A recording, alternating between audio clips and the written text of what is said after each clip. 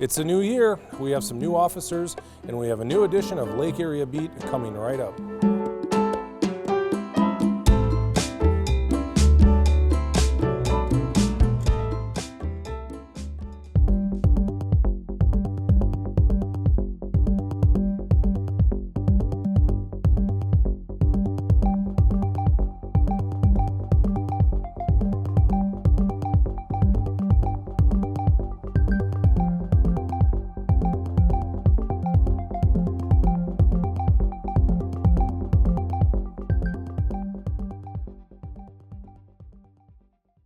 I'm Josh Waylander.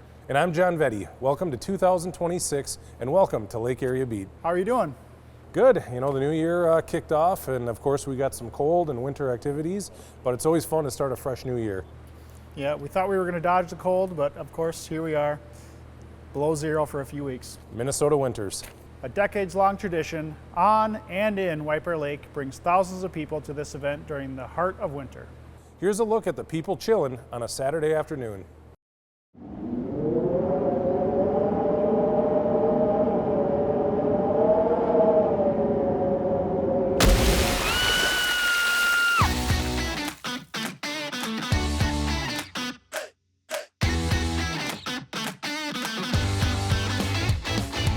who was the charming one that convinced you all to do this? Any run of cold showers or anything like that to prepare for the shock? No, I just do it year after year, so it must be crazy. White Bear Lake Police Department, God bless you. Here we go in 3, 2, 1, in you go! Man, I'll tell you, when you get your head under, it is crippling. So hold up your hand if you sponsored somebody today. Because last year we were able to raise over $5 million for the almost 10,000 registered athletes of Special Olympics Minnesota. What number plunge is this for you? Today is 403. Oh my gosh, where do you get the strength to do 403 of these? Basically, think about what it's for. This is all for the athletes of Special Olympics Minnesota.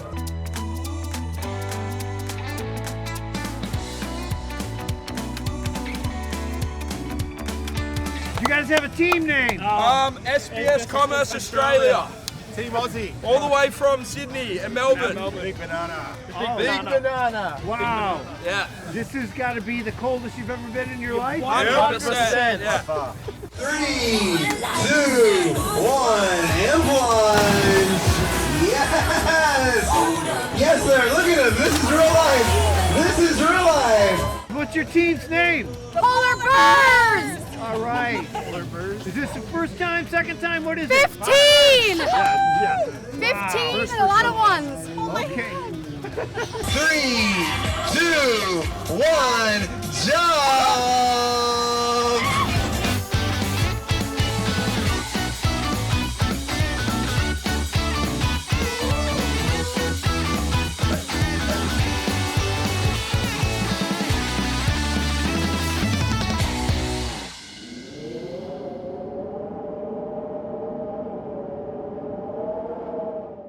Well, we enjoy the Polar Plunge every year. What a great event for a great charity at the Special Olympics. Yeah, it's great that we host that in White Bear Lake on our beautiful lake. People have a great time, and again, worthy cause. We look forward to the Polar Plunge next year in 2027. We can put it on the calendar. The annual Citizens Academy for both police and fire is well attended and well graded. Here's what a couple of students in this year's Police Academy had to say on graduation day. Mr. Cermak. Thank you. Nice job, Mark. Thank you. Yep. Thank you. They did a really great job from day one until this last class. So much to learn about different departments, different things that they do as police officers, investigators, making traffic stops, fraud, just anything that has to do with being a police officer. You don't realize behind the scenes what they do until you've been through the class. And it's very, very energizing to see that. Thank you, sir. Thank you so much. I am an instructor in what's called the EVOC, Emergency Vehicle Operations course. So law enforcement in the state of Minnesota has to go through training every 5 years by law, but what they have to do is come down and get certified in driving their squad cars. So we teach car control, high-speed pursuit, and in those agencies where the pit maneuver is allowed, we teach pit maneuver as well.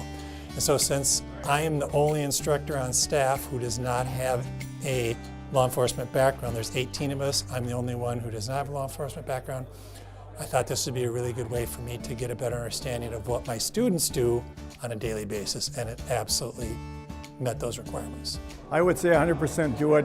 It's a great learning process. You won't regret it, and you'll have a great time, and you'll meet a lot of nice people and make some friends. Well worth the investment in the 10 weeks here. Well worth it.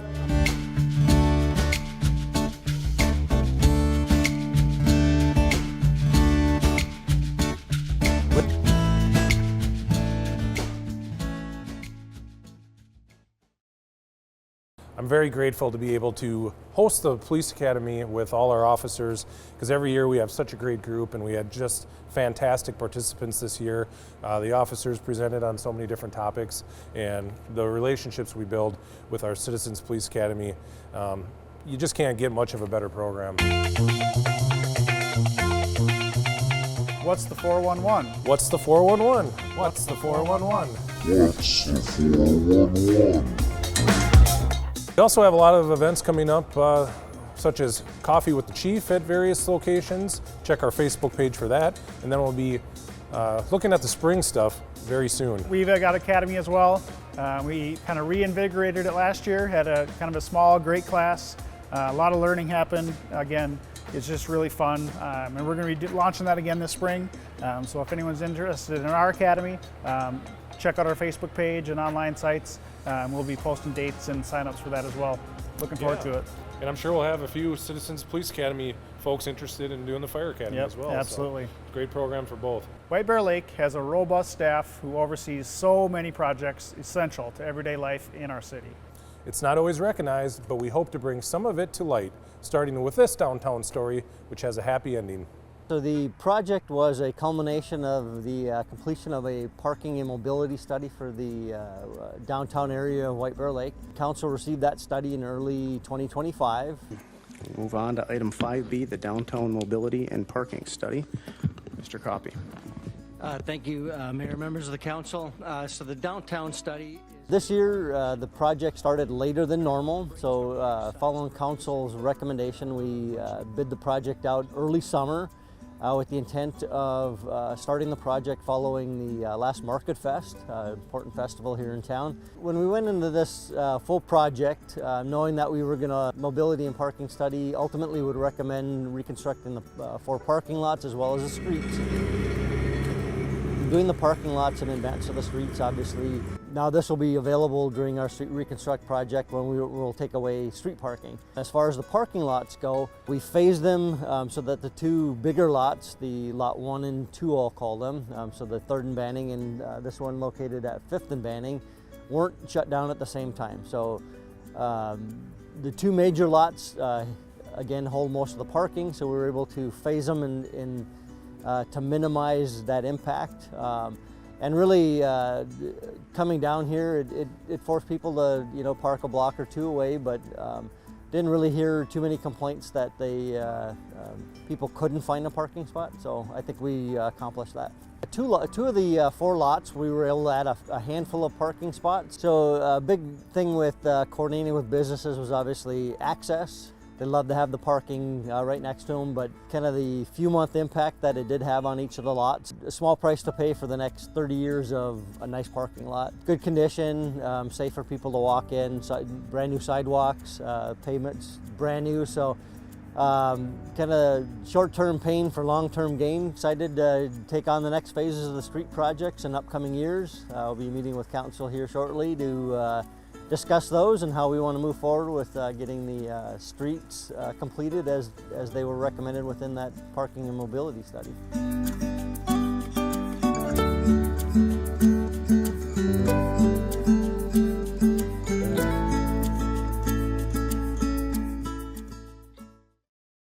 The Police Department has some new additions, and we've already seen some of them along the periphery in previous stories. In this next story, however, they're front and center. Madam Mayor, thank you very much for allowing us to have part of this council meeting in this historic night and allowing me to kind of carry on and brag about our officers and our new supervisor. I also appreciate that we get to show off our honor guard again. I think they do such a fantastic job, so thank you for that. Tonight I'm going to talk about 3 officers and 1 new sergeant. Our first employee that I'd like to speak about is Officer Paul Johnson, who again is one of our several recent hometown heroes that we've convinced to stay here and serve his own community. The next officer I'd like to talk about is Daquan Simon. We're so happy this young man decided to choose our department and to have him on board with us. The next officer I'd like to speak about is Tiffany Shedd. Tiffany's life experience, her warm personality, and her teamwork potential makes me grateful I have had a chance to bring her to our department. And finally, I have the pleasure of reintroducing our newest sergeant, Matt Butchko, to the council. Tonight, we are officially recognizing his transition from being an unofficial leader to being an official leader, and he has accepted his stripes and started working as one of our night sergeants in mid-December. Thank you for choosing to serve White Bear Lake and for choosing to serve. Your commitment to protecting our community does not go unnoticed. We appreciate it, and we are so grateful that you will stand up for the safety and well-being of everyone in White Bear Lake. Thank you for all the officers that are here with us today. We really appreciate you, and the White Bear Lake community knows that you do a fantastic job. Thank you so much. As the mayor for the city of White Bear Lake, without fear or favor, without fear or favor, to the best of my judgment and ability. to the best of my judgment and ability. The council also welcomed the new mayor and new council member and a returning council member. They took the oath during the same meeting. Fire department was there to watch the council members swearing in, and as well as the new officers. Great event. It was a packed house. Saying goodbye to the council members who were leaving. It was a fun event. Yeah, and both our departments really appreciate the service of the council. They give up a lot of time coming in and overlooking the city, and we appreciate them stepping up and doing good for our government. That's all the time we have for this edition of Lake Area Beat. I'm John Vetty. I'm Josh Waylander, and Happy New Year. We'll see you next time.